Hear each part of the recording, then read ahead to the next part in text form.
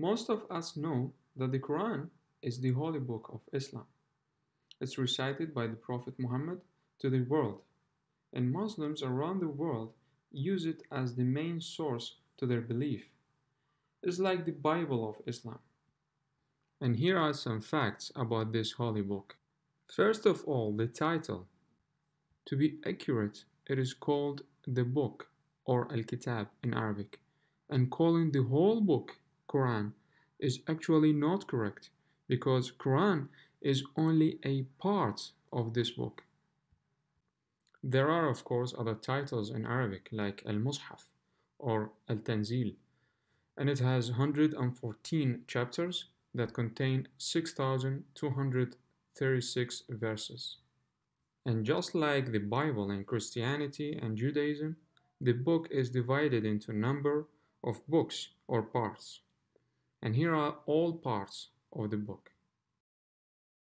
Let's start with the first one, the message, which is a must-know part of the book. And this part divided into 3 subparts.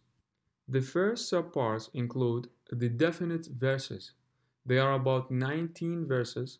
They are straightforward headlines of laws of what is sinful, orders, rituals, and values. For example, God said, honor your parents. That's a law, but we still need to know more details. And here comes the second part of the message, and that is the detailing of the definite verses. Using our previous example about parents honoring, in this part, God gives us more details, for example, how, when, in what, and are there any exceptions. The third part of the message is Al-Furqan, easily the 10 Commandments. They are the common denominator among the 3 great prophets, Moses, Jesus, and Muhammad. Now let's go back to the second part of the book, which is the Quran, or the prophecy, which includes all the stories, creation, evolution, afterlife, and many other topics. You may be interested in them or not. This part is not a must-know part of the book.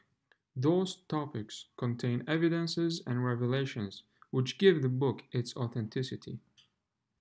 Every generation has its share of those revelations based on their knowledge level.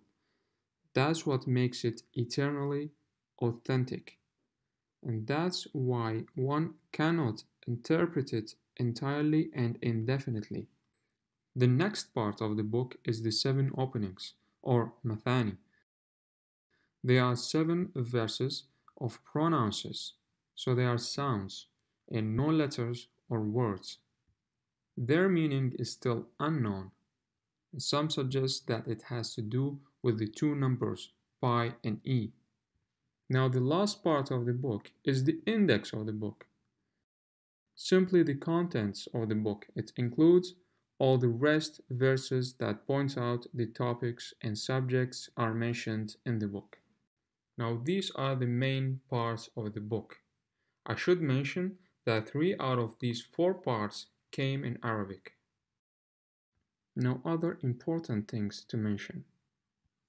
You may hear or read that the quotations of the great Prophet Muhammad during his life and some interpretations books written by ordinary people are as well considered being references and sources to the religion beside the book. But that's definitely wrong. This book is the only source and reference to the religion. In fact, the job of the great Prophet Muhammad was only and only to recite the book to the people, not to interpret it. The book even points out the correct method to study it, which is topic by topic, and that's by collecting verses related to the concerned topic and restudy them repeatedly as long as a human's knowledge evolves. We can now conclude that it's impossible to translate the book entirely and indefinitely to any other language because findings depends on human knowledge at that specific period of time. So, those were some facts about this holy book. There are more interesting details coming up in next videos. Thanks for watching.